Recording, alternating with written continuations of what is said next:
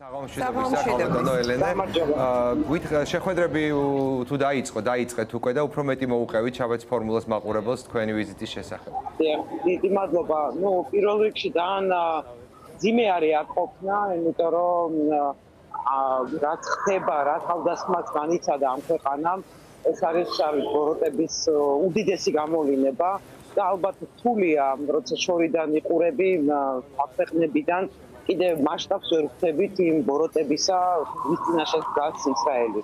და ეს არ არის მხოლოდ ისრაელის გამოწვევა, ზუსტად ისევე როგორც უკრაინა იბრძვის ბოროტებასთან და უკრაინის გამარჯვება იქნება რეალურად ნორმალური ცივილიზებული სამყაროს გამარჯვება ბოროტებაზე, ზუსტად ისე ისრაელის წარმატება დღეს იქნება ძალიან მნიშვნელოვანი, რომ აი მართლა ამ ბოროტმა ძალებმა იქნება ეს რუსეთი, ჰამასი, ჰეზბოლა თუ სხვა ამან არ დაჯაბნოს ცივილიზებული სამყარო. კაპიტანო ელენე, მე ვიცი რომ თქვენ რამდენიმე წუთში უკვე გექნებათ ოფიციალური შეხვედრები ქნესეთში. თქვენ ხართ პირველი წარმომადგენელი საქართველოსდან, ოპოზიციის წევრებიდან, ვინც ჩავიდა აი ამ მსოფლიოს ყველაზე ცხელ წერტილში და ალბათ ძალიან მნიშვნელოვანია თქვენი სახელით საქართველოს მოქალაქეების მხრიდან თანადგომის გამოცხადება ახლა ისრაელისთვის. თქვენ იყავით დღეს თელ-ავივის ცენტრში, სადაც შაბათის სუფრა ტრადიციული გაიშალა დღესაც ჰამასის მიერ გატაცებული ძევლების სახელზე და მე ვნახე მასალა, სადაც თქვენ თავად ესაუბრეთ ოჯახის წევრებს, ხო, ამ გატაცებულების. აი, განწყობა მაინტერესებს, როგორია, კაპიტანო ელენე, რას ელოდებიან, რას ფიქრობენ და როგორ ცხოვრობენ ეს ადამიანები უკვე თვეზე მეტი გავიდა აი ამ ძიმე ომის დაწყებიდან. პირველ რიგში მე აქ არ მინდა რაღაცა პარტიული ეგოიზმი შემოვიტანო, მე აქ ვარ მე სადაც შემილია ვამბობ რომ არ მთლიანად ქართული საზოგადოების საქართველოს მთლიანად სახელით გამოვხატავ სოლიდარობას, აქ არ არის ადგილი რაღაცა პარტიული კონკურენციისთვის და ნამდვილად არ მომახთავი როგორც რაღაცა ცალკე აღებული ოპოზიცია. საქართველოს მათთვის მნიშვნელოვანია სიტყვა საქართველოს დგას ისრაელის გვერდზე. ეს სიტყვები არის ძალიან მნიშვნელოვანი. ამ ვიზიტში მე დამეხმარა ბევრი ადამიანი, მათ შორის ისრაელის სახლი, იციქ მოშე, ელჩთანაც ჰქონდა შეხვედრა და ისინი დამეხმარენ, რომ გარკვეული ოფიციალური შეხვედრაც ყოფილიყო. ეს ეხლა რამდენიმე წუთში, საათში დაახლოებით, ესეთი წარმომადგენლებთან მექნება შეხვედრა. გუშინ შევხვდი ოჯახის წევრებს, იმ ხალხის, ვინც გატაცებულია. ეს არის აქ არის თელ-ავივის ცენტრში არის შეკრების ადგილი, სადაც ეს ოჯახები იკრიბება და წარმოუდგენელი ატმოსფეროა. ეს არის ერთის მხრივ ტკივილის ადგილი, სადაც შენ ხედავ აი ამ ალბათ ვერ წარმოგუდგენია ის მასშტაბი ძალადობის, რაც ამ ხალხმა ნახა.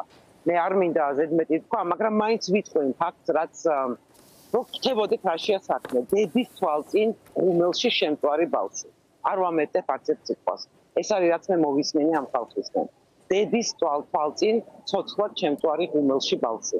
ეს არის ის საფრთხე, რასაც ესენი მკლავდებიან. კი, ნამდვილად უმძიმესი ამბები აქვს გადატანილი მაგ ადამიანებს, რომელ შესახებაც უფრო და უფრო ცნობილი გახდება, რაც უფრო მეტი დრო გავა და თქვენ უშუალოდ იყავით, უშუალოდ ესაუბრეთ ამ ადამიანებს და უმძიმესია ის, რაზეც ახლა საუბრობთ და ის რაც არც ვიცით და არც იცის საზოგადოება. კი, იცით არ ანახებს ისრაელი ბევრ კადრებს, არის ფილმი, რომელსაც პარლამენტებში აჩვენებენ, მე ვისურვებდი, რომ ჩვენ პარლამენტმაც მოითხოვოთ და ნახონ ჟურნალისტებისთვის ანახეს საქართველოში, მაგრამ მე მგონია რომ ყველამ უნდა ნახოს საშინელება. მე ვუბნებოდი ნახაური მეგობრები არ ნახო, იმიტომ რომ ამის შემდეგ ცხოვრება შეუძლებელია. მე ხა ეს ფაქტი რაც გითხარით, ესეც კოშმარია, ამაზე ლაპარაკიც კოშმარია, მაგრამ ერთი ეპიზოდი გითხარით 1000 უსასტიკესი ისტორიისგან. და რას ამბობენ ეს ადამიანები, აი ელენე თქვენთან საუბარში, რომ უნდა დამარცხდეს ჰამასი. კი, ეს არის ისრაელის მთავარი მისია ახლა და მიდის აქეთ. აი როგორია მათი შემართება, მათი განწყობა და მე ვიცი რომ ეს ადამიანები მაინც არ კარგავენ არანაირად იმედს, რომ აუცილებლად დაიბრუნებს ისრაელი იმ დატყვევებულ 229 ადამიანს, რომელიც არის ჰამასის ემოცია, რაც ჩემთვის ძალიან მნიშვნელოვანია. პირველი, ეს არის სრული ერთიანობა, სრული. აქ პოლიტიკურად არ არის მარტივი ვითარება, არის ბევრი პრეტენზია მთავრობის მიმართ, მაგრამ არის სრული კონსოლიდაცია, ეს ერთი. მეორე არის ტკივილი, მაგრამ არის წარმოუდგენელი ძალა სიმართლისთვის ბრძოლის. წარმოუდგენელი ძალა. მესამე როდესაც ვისაც არ ველაპარაკე, ყველა საუბრობთ, ჩვენ არ ვერჩით პალესტინელებს. ჩვენ ვებრძვით ტერორიზმს და ამ ტერორიზმის მსხვერპლი არიან ის პალესტინელებიც. იმიტომ რომ ბავშვი იქნება, ხალი იქნება თუ სხვა, ეს ტერორისტები იყენებენ ამ ადამიანებს პროპაგანდისთვის, იყენებენ როგორც ფარი ძალადობისთვის. მათთვის სიცოცხლე არ წარმოადგენს აი ამ ჰამასისთვის, ჰეზბოლასთვის. სიცოცხლე არ არის რუსეთისთვის, ეს ფასეულობა არ არის სიცოცხლე. და ეს ადამიანები ყველაფერს სარგებლობენ იმისთვის, რომ ტელევიზორში CNN-ზე ან სადმე ანახონ, რომ აი ბავშვი მოკვდა და ამიტომ ახლა ისრაელი უნდა გაჩერდეს. ეს ტყუილია. და ჩვენი დახმარება ისრაელს პირველ რიგში ჭირდება ერთი სოლიდარობა. თამარ, ალბათ ჩვენ ყველაზე კარგად გვახსოვს ომის დროს სოლიდარობა რა მნიშვნელოვანი იყო. მე არ შევხვდი ერთ-ერთ ადამიანს, რომელმაც ომის დროს 3 თვითმფრინავი მედიკამენტები გამოაგზავნა საქართველოში. მან გაიხსენა მიხეილ სააკაშვილის ფათაშორის, მე ვაპირებ რომ მიწერო წერილი მიხეილ სააკაშვილის ამაზე, იმიტომ რომ ამ ადამიანმა გაიხსენა მიხეილ სააკაშვილის შემართება და ასე შემდეგ და ომის დროს გამოხატა სოლიდარობა ჩვენი ქვეყნის მიმართ, კონკრეტული სოლიდარობა წამლების 3 თვითმფრინავი არ არის ცოტა. ეს ჟესტი ხარდაჭერის არ მნიშვნელოვანი. გარდა ამისა, მნიშვნელოვანია რომ სიმართლე ვილაპარაკოთ, იმიტომ რომ ამ სამყაროში, რომელშიც ჩვენ ახლა ვცხოვრობთ, ძალიან ბევრი ტყუილი და პროპაგანდა ტრიალებს, მათ შორის რუსეთმა იცით ეს როგორ დააბინძუროს და სიმართლე გარყონა სიმართლე. ამიტომ ჩვენი მხრიდან ამის ლაპარაკი, ამის თქმა, თუ რის წინაშე დგას ეს ისრაელი და მსოფლიო, იმიტომ რომ ეს საფრთხე თუ ჰამასი გაიმარჯვებს ისრაელში, ჩვენ ყველას გვემუქრება ის. ხო, ნამდვილად ეს არის ტერორიზმთან ბრძოლა და თქვენ როდესაც ბრძანებთ რომ ხარდაჭერა, თუნდაც აი უდიდეს საინფორმაციო ომში, რომელიც არის გარდა იმ ომისა, რასაც ადამიანების სიცოცხლე ეწირება, ხო ეს ძალიან მნიშვნელოვანია, იმიტომ რომ ჩვენ ვხედავთ ხო მთელი მსოფლიოს მასშტაბით იმ ანტისემიტიზმის აფეთქების ახალ ტალღას, რომელიც წამოვიდა, ხო, მას შემდეგ რაც ისრაელმა კიდევ ერთხელ ხაზს უსვამ უპასუხა ჰამასის საზარელ ტერორისტულ თავდასხმას.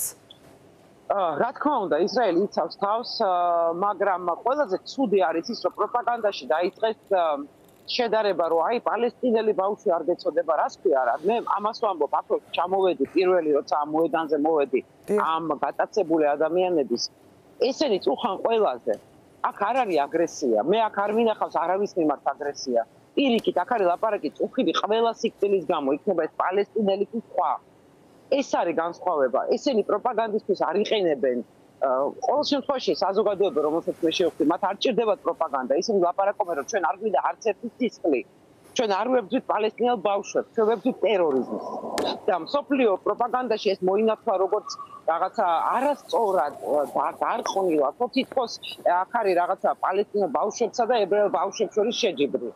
რაზე ვლაპარაკობ, როგორ შეიძლება ღუმელში შემწვარ ბავშვზე ვლაპარაკობ. თამარ, ეს მართლა მე რატო ვამბობ ამ მაგალითს? ძალიან მძიმე ამის თქმა, მაგრამ ჩვენ მასშტაბი უნდა გვესმოდეს. ღუმელში შემწვარი ბავშვი. ეს არის ბოროტება, რომელიც ცივილიზებულ სამყაროს ემუქრება. ეს მასშტაბი ბოროტები ჩვენ დავიწყებულ, ჩვენ ვიცით ომი, ვიცით გატაცება, ვიცით მკვლელობა, იარაღით, ვიცით რუსეთის უსამართლობა, მაგრამ ის რაც აქ მოხდა, ეს ცდება ეს გახსენებს ჰოლოკოსტს. ნამდვილად ასეა. კი, ზუსტად. ჩვენ ქართველებს უნდა გვესმოდეს.